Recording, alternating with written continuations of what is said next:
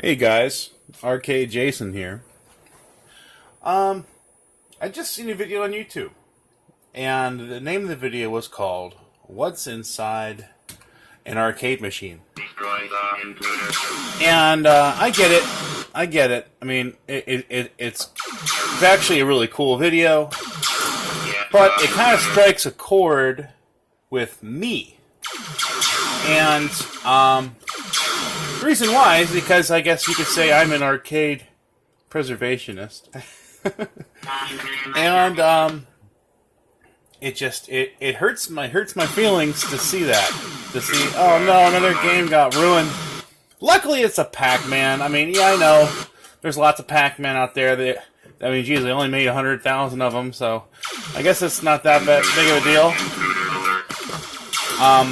But what I really want to do is I want to talk about weirdos like me that are trying to keep these things alive. See, there is a huge community of multicaders and people destroying, for example, Pac-Man cabinets and whatever, to make a quick profit, number one. So, you know, okay, if you wanted to repair a machine that was known to have lots of problems and you may not be electronically inclined, it's easier to just throw all those guts out and put in a modern replacement board that you know is going to work. And you can get these 16-1 boards. They're like $60 now. So I get it now, but it's no longer original. And when you do that, it's kind of, you took the soul away from that machine. It's no longer that machine anymore. And yeah, I know it still plays Pac-Man or whatever, but it's kind of ruined when you look at it from an arcade collector, or maybe not collector, an arcade preservationist kind of view. But there's a lot of people. There's a humongous amount of people doing conversions and ruining these classic original machines, and it bothers me. It worries me. I just wanted to talk about that. I seen that video, and I get it. I understand. But it's not even a big deal. There's a million Pac-Man out there. But it just made me think, like, man, it kind of sucks to see another one go. But yeah, tell me what you guys think. I mean, I'm kind of new to this YouTube thing. I'm gonna try to send like a link to this video.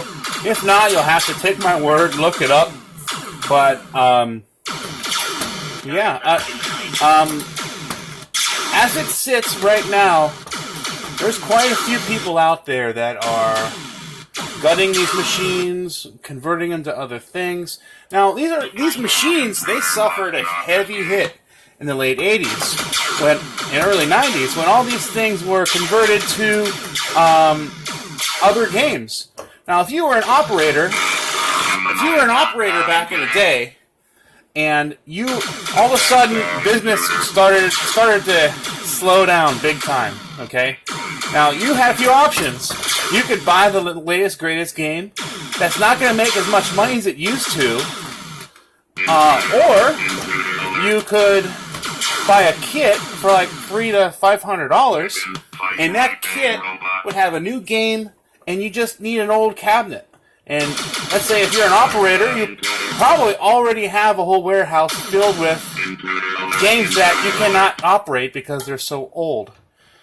So what an operator would do is they would convert all these classic games into a whole nother game, so you could still make money. You know what I mean? So classic arcade machines took a heavy hit in the late 80s already.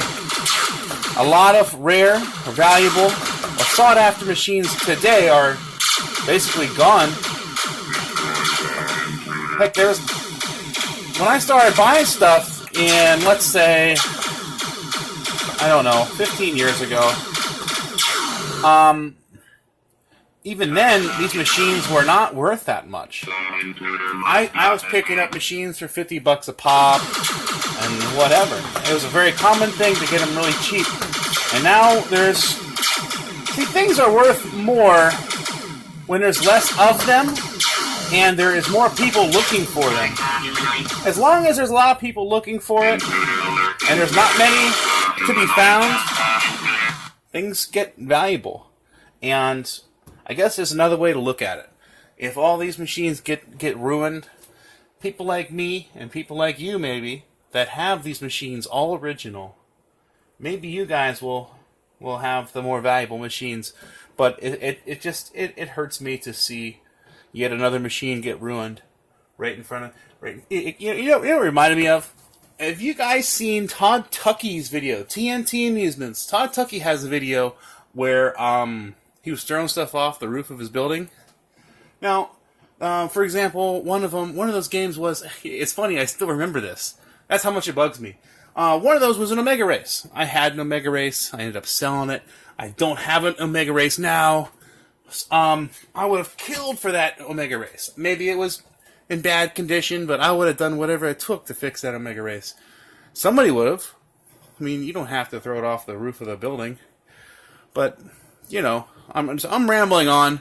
It's just something I want to talk about, you know. Seen that video and it kind of hurt. Kind of hurt to see another machine ruined. But that's my thoughts about that.